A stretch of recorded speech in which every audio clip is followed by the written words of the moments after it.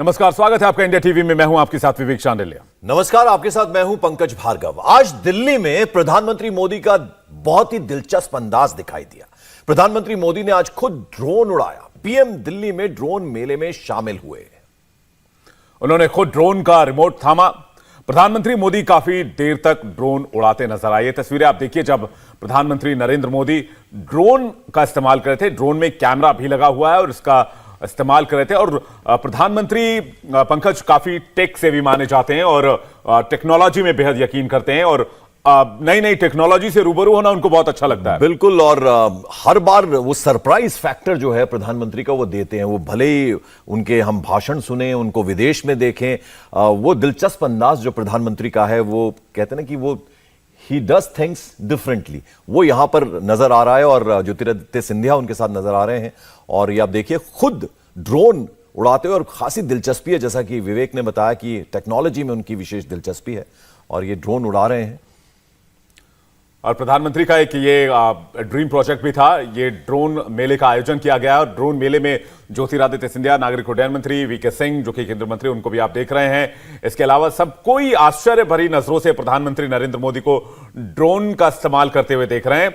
और प्रधानमंत्री नरेंद्र मोदी भारत को ड्रोन का हब बनाना चाहते हैं। पूरी दुनिया में ड्रोन एक्सपोर्ट करे भारत, ये चाहते हैं प्रधानमंत्री नरेंद्र मोदी। इसलिए एक ड्रोन फेस्ट का यहां पर आयोजन किया गया, जिसका उद्घाटन सेफ लैंडिंग जो है वो प्रधानमंत्री ने करवाई इस ड्रोन की। और फिर तालियां बजाते हुए वहां पे जनरल वीके सिंह और साथ ही में नजर आ रहे हैं ज्योतिरादित्य सिंधिया। और आप देखिए खूब ऊंचा उड़ रहा है ड्रोन और इसका पूरा कंट्रोल जो है प्रधानमंत्री के हाथों में है। और आप देखिए ये एक अलग अंदाज प्रधानमंत्री का। आज ड्रोन फेस्टिवल जो है दिल्ली में जिसका आयोजन हो रहा है और उसमें प्रधानमंत्री ड्रोन उड़ाते हुए नजर आ रहे हैं।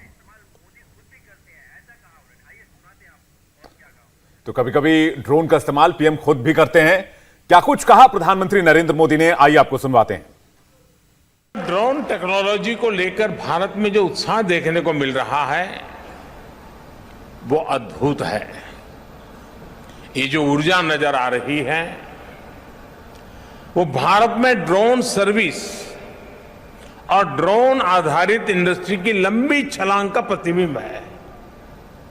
ये भारत में एम्प्लॉयमेंट जनरेशन के एक उभरते हुए बड़े सेक्टर की संभावनाएं दिखाती है।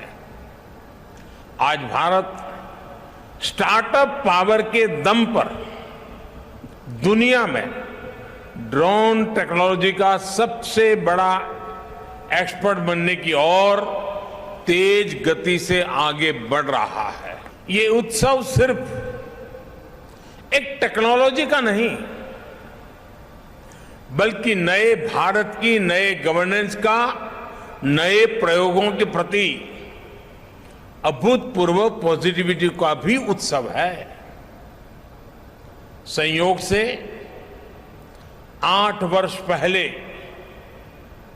यही वो समय था जब भारत में हमने सुशासन के नए मंत्रों को लागू करने की शुरुआत की थी। मिनिमम गवर्नमेंट, मैक्सिमम गवर्नेंस के रास्ते पर चलते हुए ease of living, ease of doing business को हमने प्राथमिकता बनाया। पहले की सरकारों के समय टेक्नोलॉजी को प्रॉब्लम का हिस्सा समझा गया, उसको एंटी पुअर साबित करने की कोशिशें भी हुई।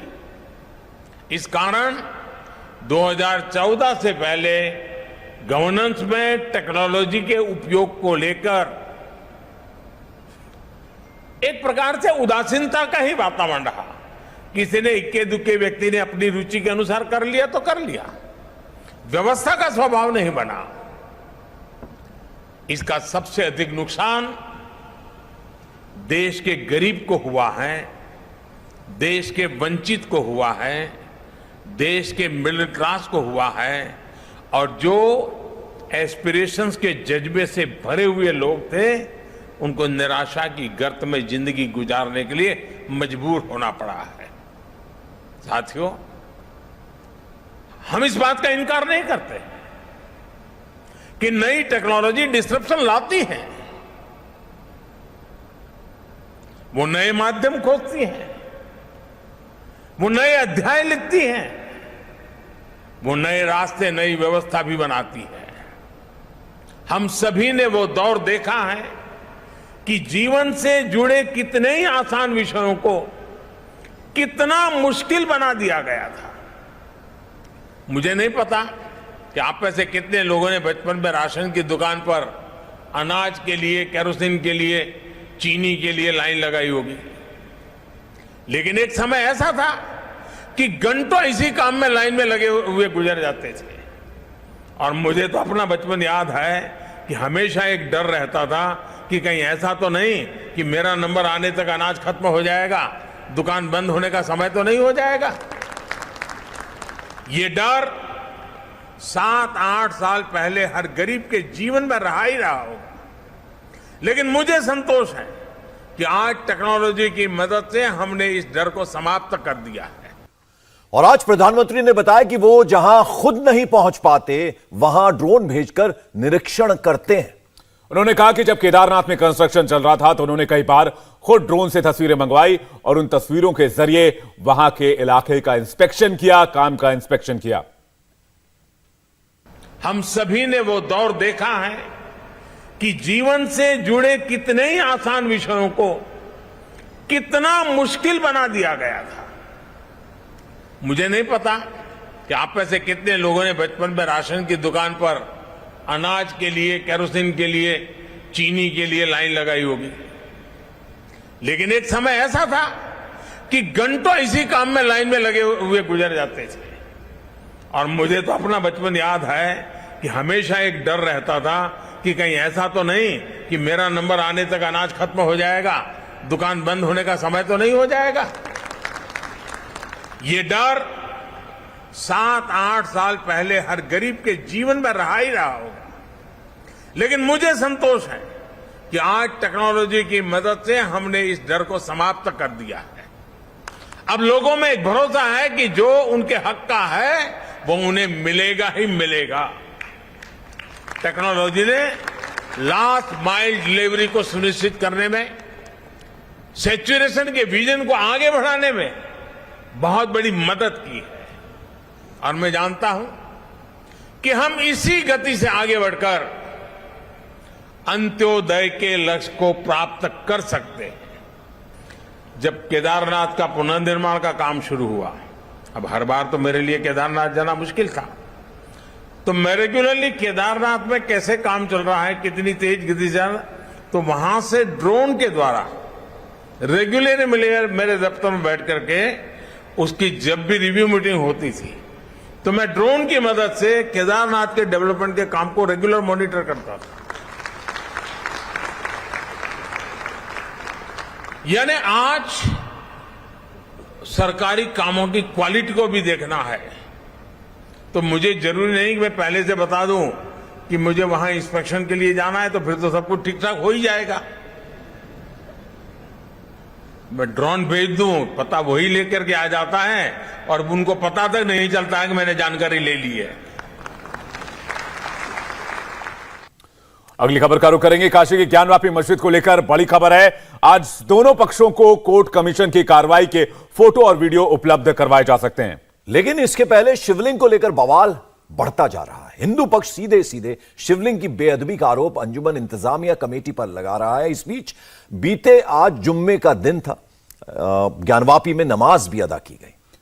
शिवलिंग से छेड़खानी होने और स्टोर रूम में चक्री हटाने के हिंदू पक्ष के आरोपों के बाद आज पहली बार जुम्मे की नमाज हुई। सुरक्षा के बेहद पुख्ता इंतजाम किए गए थे। इस बार सुरक्षा इंतजाम ज्यादा इसलिए भी थे क्योंकि हिंदू पक्ष ने शिवलिंग से बेअदबी का आरोप लगा दिया है और इस आरोप के बाद आज पहली बार जुम्मे की नमाज अदा की गई। नमाज के बाद हमारी सहयोगी गोनिका अरोड़ा ने नमाजियों से बात करने की काफी कोशिश की, लेकिन सबका एक ही जवाब था, नो कमेंट्स। जिस ज्ञानवापी मस्जिद को लेकर पूरा विवाद चल रहा है, आज वहां पर जुम्मे की नमाज अदा की गई। नमाज अदा करने के बाद तमाम नमाजी मस्जिद से बाहर निकल रहे हैं, एक एक करके लोग बाहर निकल रहे हैं, लेकिन मस्जिद कमेटी के लोगों को बात नहीं करने दे रहे हैं। तमाम आरोप जो हिंदू पक्ष की तरफ से लग रहे हैं कि शिवलिंग को नुकसान पहुंचाया गया, जो कथित तौर पर वहां पर शिवलिंग है उसको नुकसान पहुंचाया गया, उसके ऊपर एक चक्री रखी गई, ये तमाम चीजों के जवाब हम यहाँ पर लोगों से लेना चाह रहे हैं कि क्या सच में ऐसा हुआ है। जो लोग कई साल से वहां पर नमाज अदा कर रहे हैं, उन्होंने क्या देखा है इतने सालों में और क्या उसकी स्थिति को बदलने की कोशिश की गई, ये सारी चीजें हम लोगों से जानना चाह रहे हैं। सर, शिवलिंग को लेकर आरोप लग रहे हैं, उस पर क्या कहना है आप लोगों का? हम लोग क्या कह सकते हैं, मुझे क्या बोलिए। आरोप लग रहे हैं सर शिवलिंग को लेकर कि शिवलिंग को नुकसान, पान खाए हुए हैं, पान खाए हुए हैं। आप लोग नहीं पान खा रहे, शिवलिंग को लेकर नुकसान की बात की जा रही है, आरोप है। बताइए, आप बोल दीजिए, शिवलिंग को लेकर नुकसान की बात की जा रही है कि नुकसान पहुंचाया गया। सर, शिवलिंग को लेकर नुकसान, ये आरोप लग रहा है कि शिवलिंग को नुकसान पहुंचाया, जो कथित तौर पर अंदर शिवलिंग कहा जा रहा है। इधर आइए। हाँ, इधर आइए। सर, शिवलिंग को लेकर नुकसान की बात, पानी पी लीजिए, आप बता दीजिए। पानी पी लीजिए आप, ठीक है, पानी पी लीजिए। आप बता दीजिए सर, शिवलिंग को लेकर कथित तौर पर कुछ नहीं। आप लोग एकदम, इमरान भाई नहीं, एकदम नहीं, इमरान भाई एकदम नहीं। सर, आरोप लग रहे हैं कि शिवलिंग को नुकसान पहुंचाया।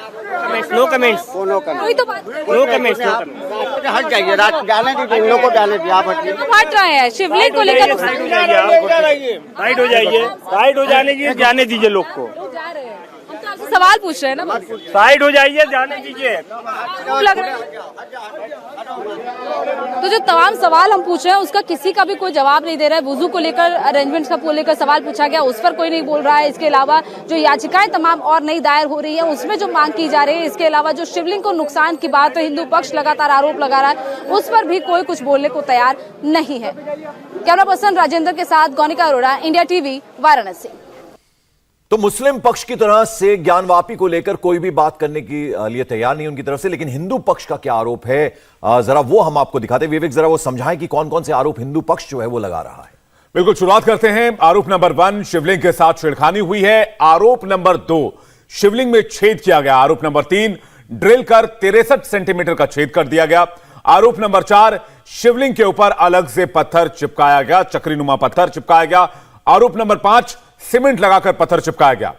और आपको बता दें कि आरोप नंबर 6 है कि चक्री फिट करने के लिए यह पत्थर लगाया गया। उसके अलावा आरोप नंबर 7, जरा आपको बता दें कि चक्री के जरिए फव्वारा बनाने की कोशिश की गई है। तो वहीं आरोप नंबर 8 यह कहता है कि शिवलिंग को खंडित करने की भी कोशिश की गई है। उसके अलावा आरोप नंबर 9, जानबूझकर शिवलिंग को डैमेज किया गया। और आरोप नंबर 10, शिवलिंग का अपमान किया गया है। तो ये तमाम 10 आरोप जो हैं, एक के बाद एक ये आरोप जो है हिंदू पक्ष की तरफ से लगाए गए कि किस तरह से शिवलिंग के साथ छेड़खानी की गई है, उसमें छेद किया गया, ड्रिल कर बाकायदा 63 सेंटीमीटर का छेद डाला गया है और शिवलिंग के ऊपर एक पत्थर चिपकाया गया। जब भी आप इस तस्वीर को देखेंगे तो आपको समझ आएगा कि वो जो ऊपर का हिस्सा है उसमें अलग अलग लकीरें जो है वो नजर आ रही है, और यही हिंदू पक्ष जो है आरोप लगा रहा है। और अगर हिंदू पक्ष का दावा सही है, अगर सच में शिवलिंग से छेड़छाड़ हुई है, तो 3 बड़े सवाल खड़े होते हैं। जी, तो पहला सवाल यह खड़ा होता है कि शिवलिंग से बेअदबी करने वाले कौन लोग हैं। उसके अलावा दूसरा सवाल कि किसके इशारे पर शिवलिंग से छेड़छाड़ की गई है। और तीसरा सवाल यह कि शिवलिंग को नुकसान पहुंचाने की कोशिश की गई तो कब की गई। तो तमाम सवाल हैं, कोर्ट में केस चल रहा है, लेकिन अब बात थाने तक भी पहुंच गई है। विश्व वैदिक सनातन संघ के अध्यक्ष जितेंद्र बिसेन इसे लेकर थाने पहुंच गए। जितेंद्र बिसेन अंजुमन इंतजामिया कमेटी पर शिवलिंग की बेअदबी का आरोप लगा रहे हैं और इसे लेकर उन्होंने थाने में शिकायत भी की है। हमारे सहयोगी भास्कर मिश्रा ने चर्चा के दौरान जितेंद्र बिसेन से बातचीत की, इन तमाम आरोपों पर उनसे चर्चा की। सुनिए उन्होंने क्या कहा। ज्ञानवापी का मुकदमा अभी वाराणसी के जिला अदालत में चल रहा है, लेकिन इसके साथ साथ पुलिस थाने में भी एक शिकायत हुई है। क्या है ये शिकायत और उद्देश्य क्या है, इसके बारे में बात करने के लिए हमारे साथ हैं जितेंद्र सिंह बिसेन, जो कि विश्व वैदिक सनातन संघ के अध्यक्ष हैं। सर, एक तरफ कोर्ट में मुकदमा चल रहा था, दूसरी तरफ थाने में जाने की क्या जरूरत पड़ गई? Palace of worship act 91 special provision का वायलेशन हो रहा था। आपने क्या थाने में शिकायत की है? जी, मैं वही बता रहा हूँ। इस एक्ट का वायलेशन हो रहा है। इस एक्ट के तहत किसी भी धार्मिक स्वरूप को आप बदल नहीं सकते, छुपा नहीं सकते, ढक नहीं सकते।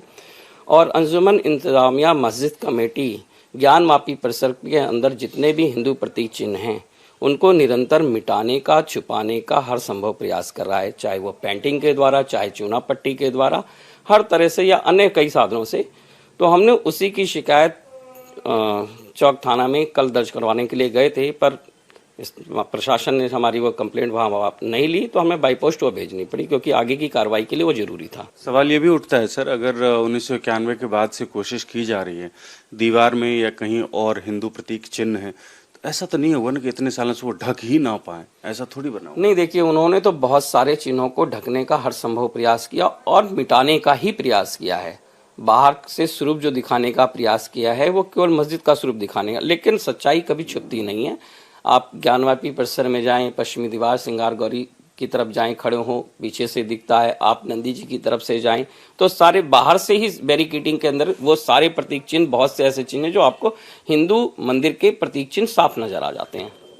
किसको दोषी मानते हैं आपके हिसाब से? कौन है जो ये छुपा रहा है या ये कोशिश कर? मैंने तो स्पष्ट अंजुमन इंतजामिया मस्जिद कमेटी जो है, जो कि अवैध रूप से उस स्थल पर कब्जा करके बैठी हुई है, जिसके खिलाफ हमने केस भी फाइल किया और तमाम चीजें, हमने तो सीधे सीधा आरोप उसके ऊपर सीधा डायरेक्ट हम उसके ऊपर एक्शन की मांग कर रहे हैं। पुलिस अधिकारी या किसी से बात हुई कि आपकी कंप्लेन को किस गंभीरता के साथ लिया जा रहा है या नहीं? देखिए, मेरी अभी कोई बात नहीं है। मैंने जब कल उन्होंने लेने से मना कर दिया, मैंने बाई पोस्ट भेज दिया और हमारी अगली कार्रवाई तैयार हो रही है। 1-2 दिन में आप सबके सामने आ जाएगी। थैंक यू हमसे बात करने के लिए। जितेंद्र सिंह बिसेन जी का ये कहना है कि अगर ज्ञानवापी से जुड़ा कोई सिविल सूट चल रहा है तो इसका मतलब ये नहीं है कि इसके साथ कोई और शिकायत नहीं की जा सकती है, और उनके पास बहुत सारे आधार हैं जिससे ये तय होता है कि उस परिसर में जो हिंदू प्रतीक चिन्ह हैं उसको मिटाने की कोशिश की गई है, वर्षों से कोशिश की गई है, और इसके खिलाफ वो गए हैं, थाने में शिकायत की है इन्होंने, और ये चाहते हैं कि अंजुमन इंतजामिया मस्जिद कमेटी के खिलाफ कार्रवाई हो। कैमरामैन रोहित के साथ भास्कर मिश्रा, इंडिया टीवी, वाराणसी। ज्ञानवापी मस्जिद के अंदर मिले शिवलिंग को लेकर हिंदू पक्ष लगातार बेअदबी के आरोप लगा रहा है। सर्वे टीम के वीडियोग्राफर गणेश शर्मा ने इसे लेकर चौंकाने वाला खुलासा किया है। इंडिया टीवी से बातचीत में वीडियोग्राफर ने कहा कि शिवलिंग को देखकर कोई बच्चा भी बता देगा कि शिवलिंग के ऊपर बाद में पत्थर जोड़ा गया है। वीडियोग्राफर ने दावा किया कि शिवलिंग पर एक दूसरा मटेरियल सीमेंट से जमाया गया, और अगर शिवलिंग से छेड़छाड़ ना की गई होती तो दोनों पत्थर एक जैसे, एक समान रहते।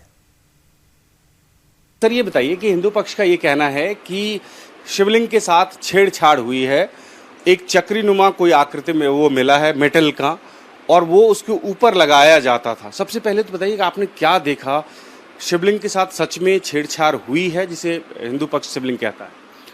देखिए, मैंने जो देखा वो तो मेरी आंखों में है, दिमाग में कैद है, पर जो वीडियो चल रहा है समाचारों में, उसमें दिख रहा है कि नीचे के लिंग का मटेरियल कुछ और है और ऊपर जो मटेरियल है कुछ और है। ऊपर सीमेंट से जमाया हुआ है और नीचे का मटेरियल काला पत्थर का है। और सीमेंट के बारे में जहाँ तक मैंने पता करने की कोशिश की, सीमेंट का आविष्कार अभी हाल ही में 100 वर्ष पहले हुआ है, और दोनों अगर एक साथ बनाया होता तो काला पत्थर से वो बनाया गया होता चक्री। तो और बिल्कुल मैंने पहले भी कहा है कि जो शिवलिंग है या जिस पे विवाद चल रहा है, यह मटेरियल बिल्कुल उसी पत्थर का बना हुआ है जो हमारे काशी विश्वनाथ का वर्तमान मंदिर है। जो मटेरियल उस लिंग में लगा है उसी मटेरियल का बना है। अच्छा, एक ये कहा जा रहा है कि शिवलिंग में छेद किया गया 63 सेंटीमीटर का। आप तो वहाँ पे मौजूद थे, कैसे वो मापा गया, क्या उसमें डाला गया, और कितना बारीक है वो छेद जो शिवलिंग के सेंटर में किया गया? पानी अगर हम सिंचाई भी करते हैं तो आधा इंच या 1 इंच का पाइप चाहिए होता है। फव्वारे के लिए भी इतना चौड़ा कम से कम छेद होना चाहिए। वहाँ पे जब यह शिवलिंग मिला था तो दूसरे पक्ष के लोगों ने कहा कि ये फव्वारा है और इसमें छेद है, और उस छेद को नापने के लिए झाड़ू की सीख जैसा, संभवतः झाड़ू का सीख रहा होगा, उसको लाया गया, और उसमें उसकी जो मोटाई है, छेद की मोटाई है, उसमें 2 सीख, झाड़ू की 2 सीख एक साथ जा पाई। उससे ज़्यादा बड़ा वो छेद नहीं है। हम उसको कह सकते हैं कि चने से भी छोटा, चने के दाल से भी छोटा, और बल्कि रहर की दाल से भी छोटा, एक काफ़ी छोटा छेद है। झाड़ू की 2 सीख आप पकड़ के देख सकते हैं कितना छोटा छेद है। जबकि हमें सिंचाई करने के लिए भी पानी जो चाहिए होता है, अपने घर में भी जो नल है वो आधा इंच 1 इंच होता है, तो फव्वारे के लिए भी इतना होना चाहिए। और वह नीचे 2 फुट नीचे जाके रुक गया, उसके नीचे गया नहीं, तो वो सुनने में आ रहा है कि आर्टिफिशियली इसको क्रिएट किया गया है। और क्या वो सीख जो है वो नीचे तक गया था क्या, जहाँ पे सरफेस है?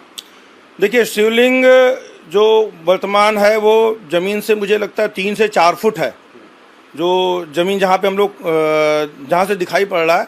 और जो समाचार में चल रहा है वह पूरे शिवलिंग का 20% हिस्सा केवल दिख रहा है, और समाचार के हिसाब से देखें तो ऐसा आभास होता है कि एक ऐसा सीधा शिवलिंग होगा, जबकि ऐसा बिल्कुल नहीं है। जैसे केदारनाथ में है थोड़ा पर्वताकार जैसा, इसमें भी एक पर्वताकार है। भगवान ऐसे यहाँ से स्टार्ट हुए और नीचे काफ़ी चौड़ा है और नीचे लगभग इतना चौड़ा हो गया है।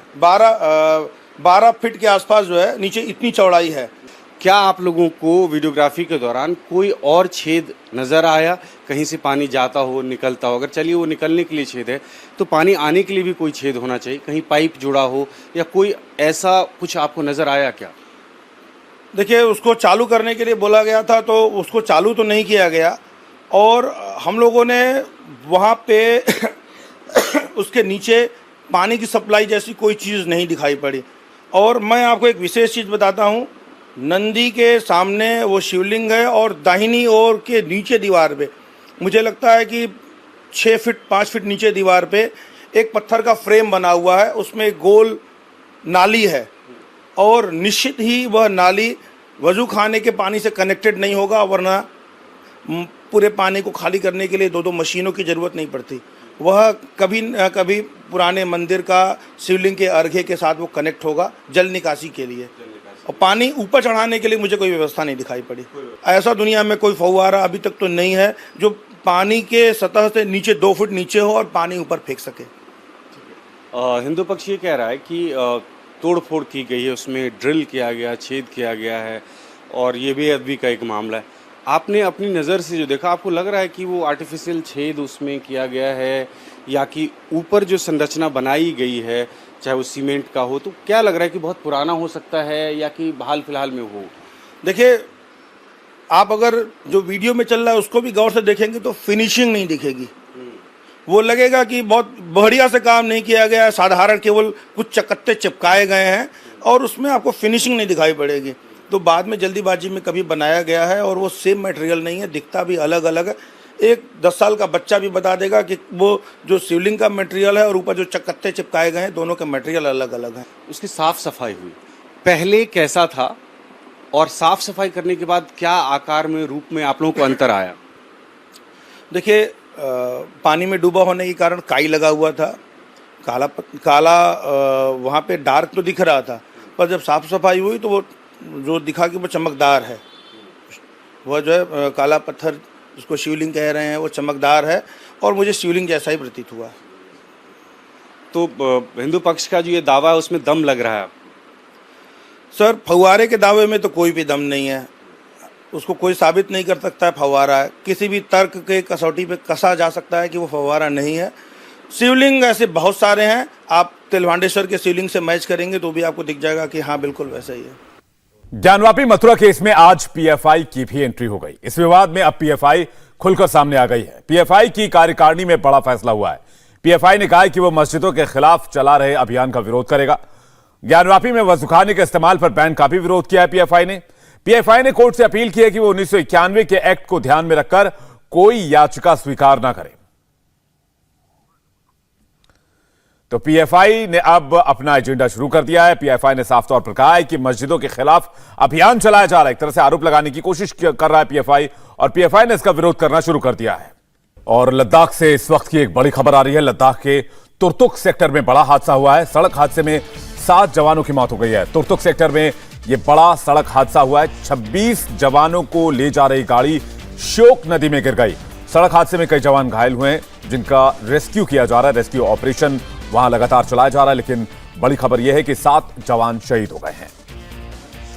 तो सड़क हादसे में 7 जवानों की जान चली गई है। ये इस वक्त की बड़ी खबर। आपको बता दें, श्योक नदी में गाड़ी गिर गई। ये गाड़ी जवानों को लेकर जा रही थी। 7 जवान इसमें शहीद हो गए। लद्दाख में सैनिकों को ले जा रहा वाहन नदी में गिर गया, जिसके बाद 7 जवानों की मौत की खबर आ रही है, मारे जाने की खबर आ रही है। सड़क हादसे में 7 जवान शहीद हो गए हैं। बता दें आपको, 26 जवानों को लेकर यह गाड़ी जा रही थी। आज यूपी के सीएम योगी आदित्यनाथ ने विपक्ष को रामराज और राष्ट्रवाद क्या है ये अच्छी तरह समझा दिया। योगी ने लखनऊ में करीब 1.5 घंटे तक विधानसभा में बात की। उन्होंने विरोधियों को बताया कि राष्ट्रवाद और रामराज्य क्या है। इस बात की पूरी सच्चाई योगी ने किस तरह समझाई, आप खुद सुनिए। जब आप आज समाजवाद की बात करते हैं और समाजवाद की जो स्थिति देखते हैं, लोगों को लगता है ये अस्वाभाविक है, अप्राकृतिक और अमानवीय हो गया है। लोग इसको स्वीकार करने को तैयार नहीं है। और सही कहूं,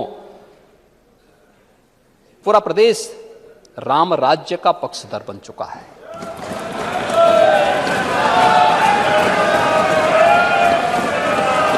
राम राज्य ये कोई धार्मिक व्यवस्था नहीं है।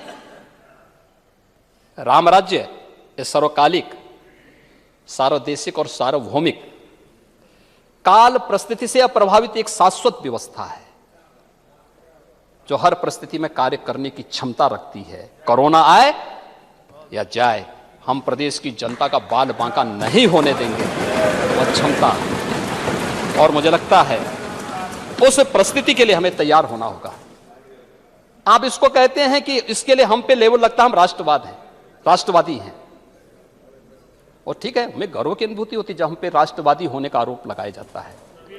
हर व्यक्ति को होना चाहिए, और मेरा यह मानना है हर व्यक्ति को राष्ट्र भावना से उत्प्रोत होना चाहिए। राष्ट्र भावना से विहीन व्यक्ति की स्थिति तो चूहे जैसी हो जाती है।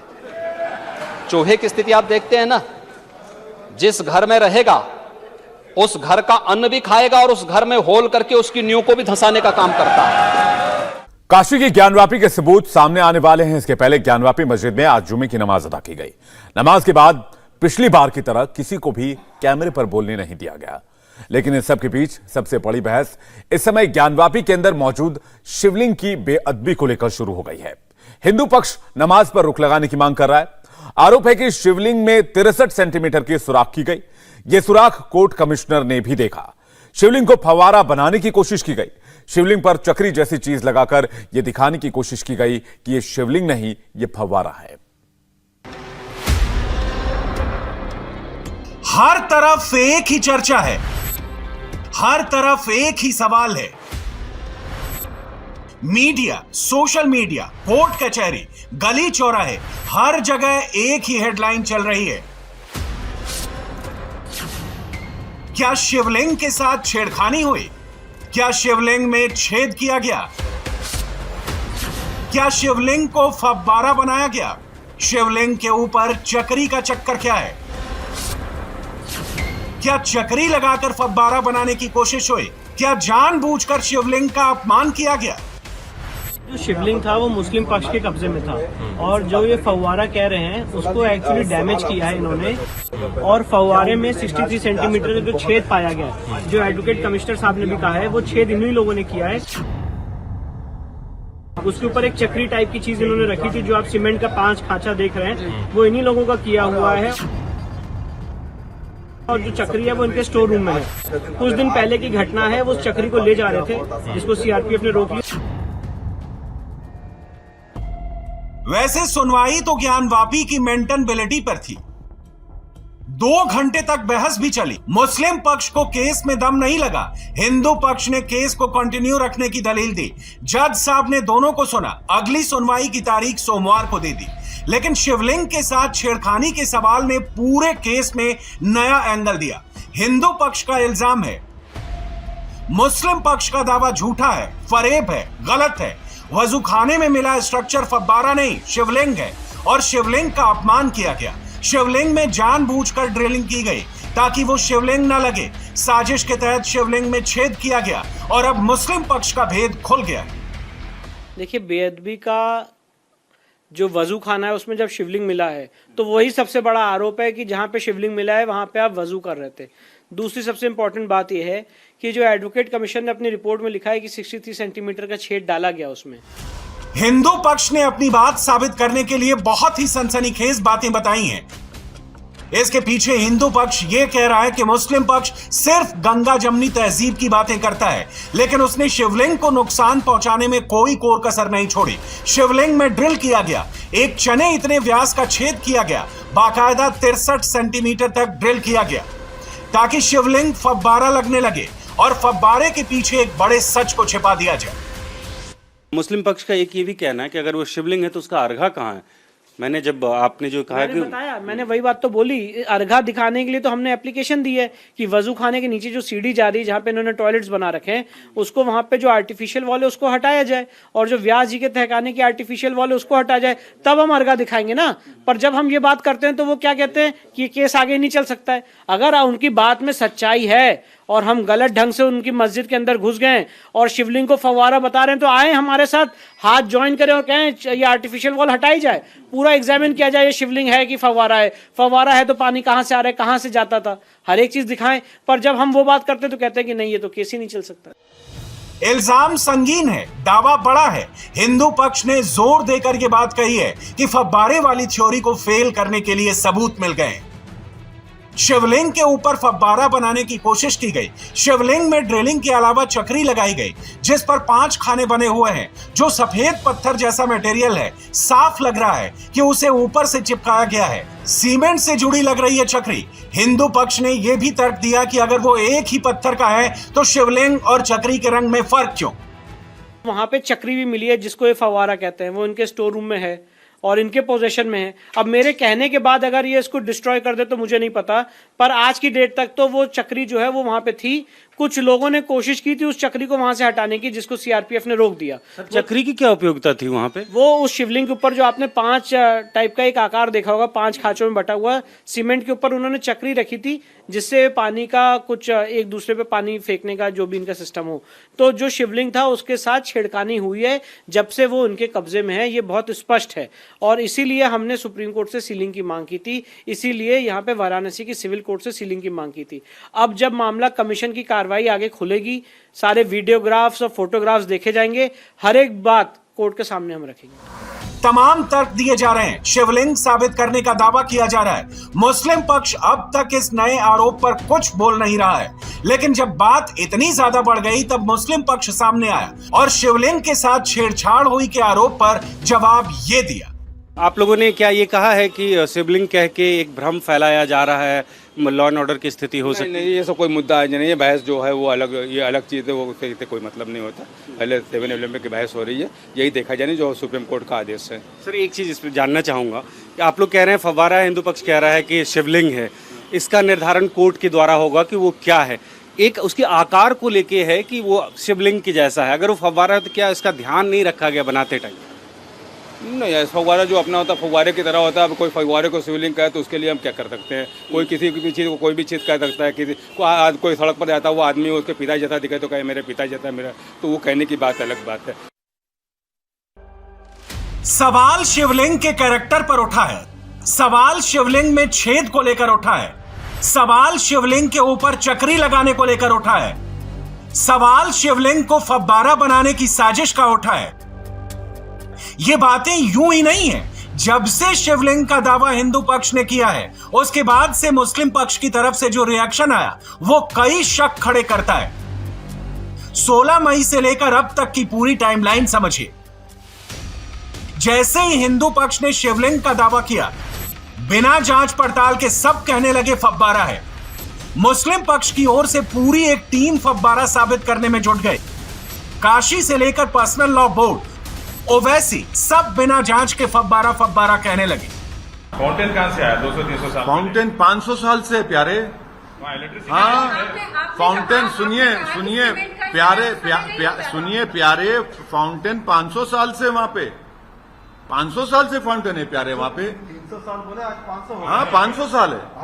नहीं, मैं गलत बोला, आपको सही कर लिया, 500 साल से है। सर, लेकिन आपने वो भी कहा था कि उतने साल पहले सीमेंट नहीं था, तो फिर अब ये फाउंटेन? हाँ बिल्कुल नहीं, औरंगजेब के मरने के बाद सीमेंट आया तो फाउंटेन को भाई गच्ची से बनता ना। ये इमारत जिसमें बैठे हुए आप, ये भी 100 साल पुरानी मॉन्यूमेंट है। 20-25 साल से ये बन चला आ रहा है, लेकिन उससे पहले वो जो चालू था वो, तो आज भी लोग मौजूद हैं जो इस बात की तस्दीक और गवाही देते हैं कि वो हमने चलते हुए उसे देखा है। दरअसल कोई ऐसा आदमी है जो ये जानता था कि शिवलिंग के दावे के बाद क्या होने वाला है, इसलिए सोच समझकर फव्वारे वाली थ्योरी को फ्लोट किया गया। पूरी साजिश रची गई। हिंदू पक्ष का दावा है कि फव्वारा साबित करने के लिए जिस चक्री का प्रयोग किया उस चक्री को बाहर ले जाने की कोशिश भी की गई, जिसे सीआरपीएफ के जवान ने पकड़ा। और जब सर्वे हुआ तो वो चक्री मस्जिद के स्टोर रूम में मिली। स्टोर रूम में चक्री मौजूद है। ये सब कुछ कोर्ट कमिश्नर ने भी देखा है, जिसकी वीडियो रिकॉर्डिंग, फोटोग्राफी भी हुई है। वो चक्री क्या शिवलिंग के अंदर, जिसे आप शिवलिंग कह रहे हैं, जो छेद है 63 सेंटीमीटर का, उससे अटैच था क्या? कोई पाइप या कुछ उससे जुड़ा हुआ? देखिए, ये मैं स्पष्ट रूप से तो नहीं बता सकता हूँ, क्योंकि जब उनके केयरटेकर से पूछा गया था कि ये बताइए इसका पाइप कहाँ है, कैसे चलती थी, तो उन्होंने कहा 12 साल 20 साल से चल नहीं रही है और वो चक्री इनके स्टोर रूम में पड़ी हुई है। तो उसके वो वीडियोग्राफ, फोटोग्राफ्स भी हो चुकी हैं। अब जब कोर्ट उसकी वीडियोग्राफी देखेगी तो कोर्ट के सामने हम भी एक्सप्लेन कर पाएंगे। अभी वीडियोग्राफी सीडी भी हमें कल तक मिल जाएगी, और जब मिल जाएगी कमीशन की रिपोर्ट पे उनके ऑब्जेक्शंस आ जाएंगे, इनकी मेंटेनेबिलिटी डिसाइड हो जाएगी, तब डेफिनेटली हम उसको कोर्ट के सामने रखेंगे। फव्वारे की थ्योरी में झोल क्यों है, उसकी एक नहीं कई वजह है। मुस्लिम पक्ष जिसे फव्वारा बता रहा है, उस पर हिंदू पक्ष कई सवाल उठा रहा है। मसलन अगर फव्वारा है तो इसमें पानी कैसे आया? पानी का सोर्स क्यों नहीं मुस्लिम पक्ष बता पाया? साफ साफ देखा है कि फव्वारा बनाने की कोशिश। स्टोर रूम में चक्री कैसे आई? फव्वारा चलाकर क्यों नहीं दिखाया? चक्री को बाहर ले जाने की क्यों कोशिश हुई? सीआरपीएफ ने पकड़ा तो उसे स्टोर रूम में रखवाया। आरोप आपने ये भी लगाया कि ये कोशिश की गई कि सबूत मिटाने की। क्या हुआ था? वो कौन ले जाने की कोशिश कर रहा था? कौन थे? कुछ लोग थे मुस्लिम पक्ष के जो उस चक्री को हटाने की कोशिश कर रहे थे। मुझे मेरे जो इन्फॉर्मेशन है वहाँ से पता चला कि सीआरपीएफ ने उनको रोक दिया, क्योंकि वो रेड जोन है, ना वहाँ कोई चीज़ ले जा सकता है, ना वापस ला सकता है। वो चीज़ वहीं पे पड़ी हुई है। ये सर्वे से पहले हुआ था या सर्वे के बाद? ये बात देखिए, ये बात मैं नहीं बता सकता हूँ पहले हुआ था बाद हुआ था, पर ये चीज़ हुई थी। और जो 63 सेंटीमीटर का छेद देखा जा रहा है शिवलिंग में, वो इसी की वजह से हुआ। विष्णु जैन आज कोर्ट के बाहर बाइट भी दिए। उनका ये कहना है कि कुछ औजार मिला है जिसके जरिए छेद किया गया, वो शिवलिंग ही था, और ये जानबूझ के किया। सीआरपीएफ वालों ने पकड़ा भी है, सबूत भी मिला है। कुछ नहीं, सारी बातें झूठ और गलत है, ऐसा कुछ नहीं है। ऐसा कुछ नहीं है। ठीक है, आप लोग अपनी उस बात पे कायम है कि वो फव्वारा है और वो प्रूफ कर देंगे? जी, वो फव्वारा है, वो प्रूफ हो जाएगा। और पहले तो ऑर्डर 7 और 11 ही चलेगा। पहले केस तो चलने लायक हो तो फिर देखा जाएगा बाद में। ठीक है सर, एक अच्छी बात आप मुझे बताई थी, अगर आप कैमरे पे फिर से बता पाएंगे फव्वारे के बारे में, कि कैसी संरचना है और क्या है, अगर इसके बारे में थोड़ा सा। जनरली जैसा फव्वारा होता है वैसे ही फव्वारा होता है। थोड़ा गोल ऊंचा होता है, उसमें बीच में छेद होता है, नीचे पानी जाने का रास्ता होता है, और ऊपर से जो पानी गिरता है वो टाइप में गिरता है। टाइप बड़ा पाइप है वहाँ पे, सारी फव्वारे की चीज़ें हैं वहाँ पे। उसमें अंदर कहीं पाइप लगा हुआ है, ये सब आप लोगों की जानकारी? लगा हुआ हम लोगों की जानकारी में लगा हुआ है। इंडिया टीवी हर वक्त हर जगह डाउनलोड करने के लिए सर्च करें India TV news Google play store या ऐप स्टोर पर।